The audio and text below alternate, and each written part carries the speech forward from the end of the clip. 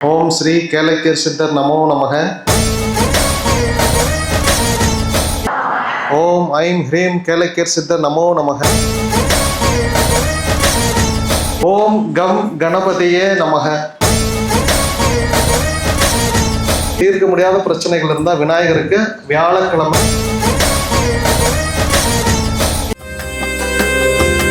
கேளையா கேளையா என் இசையை கேளையா, கேளைக்கு சித்தரே என்னை நீயும் பாரையா. கேளையா கேளையா என் இசையை கேளையா, கேளைக்கு சித்தரே என்னை நீயும் பாரையா. உன் பெயரை சொல்லுகிறேன் அதிகாலையில் 1440 நொடிகள். இறைவா இறைவா ஞான ஜோதியே, கேளையா கேளையா என் இசையை கேளையா, கேளைக்கு சித்தரே என்னை நீயும் பாரையா.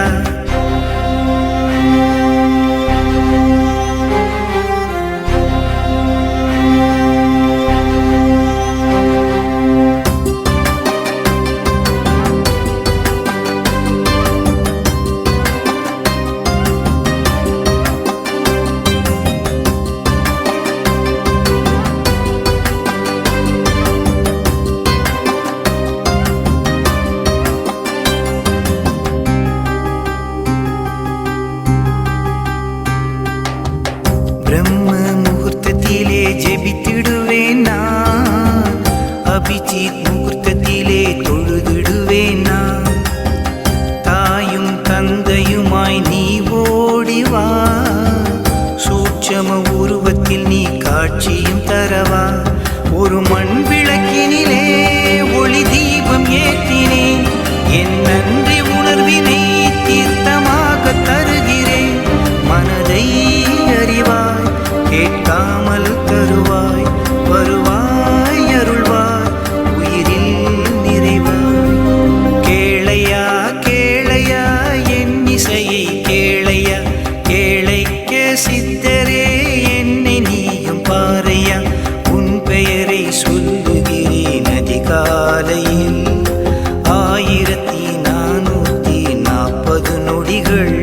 இறைவா இறைவா ஞான ஜோதியே, கால நேரங்களை நீ அறிவாயே, கர்ம வினைகளையும் அகற்றிடுவாயே. பாவ செயல்களை நீ திருத்திடுவாயே, பாசம் அன்பை நீ காட்டிடுவாயே. உன்னை காண வேண்டியே உன் கோயில் வருகிறேன், அழகான வரிகளில் உன் புகழை பாடுவேன். தமிழாய் இசையாய் உலகெங்கும் ஒலிப்பாய், ஓங்கார பொருளாய் ஆன்மாவில் கலப்பாய். ஓம் ஸ்ரீ கேளக்கீர் சித்தர் நமோ நமக. நான் கடலூர்லேருந்து வந்துட்டுருக்கேன். எனக்கு பார்த்தீங்கன்னா போன நவம்பர் தான் வேலை கம்பெனியில் வேலை செஞ்சுட்டு இருந்தேன். அந்த வேலையை விட்டுட்டு ஒரு 2 மாதம் வீட்டில் சும்மாவே இருந்தேன். அப்போ தான் எங்கள் வீட்டில் எங்கள் அம்மா ஒரு 2-3 நாள் சொல்லிட்டு இருந்தாங்க அந்த மந்திரத்தை. அப்புறம் என்கிட்ட ஒரு 10 நாளாக சொல்லிட்டு இருக்காங்க, நீயும் பண்ணு, வேலை இல்லாமல் இருக்க தானே, உனக்கு தான் வேலை கிடைக்கல, நீயும் பண்ணன்னு சொல்லிட்டு போமா இதெல்லாம் சும்மா என்னெல்லாம் பண்ண முடியாது அப்படின்ட்டு ஒரு 10 நாள் தட்டி கழிச்சிட்டே இருந்தேன். அப்புறம் திடீர்னு சஷ்டியில் பண்ணால் கனெக்ட் ஆகும் அப்படின்னாங்க. சரின்ட்டு சஷ்டியில் நீ ஸ்டார்ட் பண்ண அப்படின்னாங்க. ஒரு நாள் சஷ்டியில் உட்காந்து நான் ஸ்டார்ட் பண்ணி ஒரு 5 தடவை தான் சொல்லியிருப்பேன், ஓம் ஸ்ரீ கேளக்கீர் சித்தர் நமோ நமகன்னு. அந்த 6வது தடவை சொல்லும்போது உடனே கனெக்ட் ஆகிட்டாரு. அப்படியே உக்ரமாக வரவும் ஒரு வயசானவங்க தோற்றத்தில் நான் தான் கேளக்கீர் சித்தர் அப்படின்ற மாதிரி பேசுகிற மாதிரியும் நான் பேசுகிறேன். அவங்க அப்படியே பயந்துட்டு எட்ட போயிட்டாங்க. அதுக்கப்புறம் கண்டினியூஸாக நாங்கள் சொல்ல ஆரம்பித்தோம். ஒரு 10 நாள் சொன்னேன்.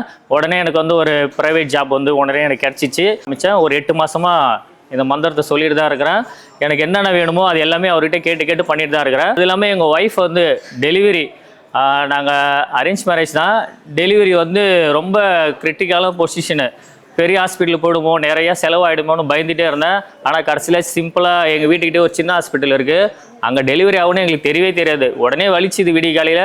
உடனே கூப்பிட்டு போனோம், ஐயாவை வேண்டிக்கிட்டோம்.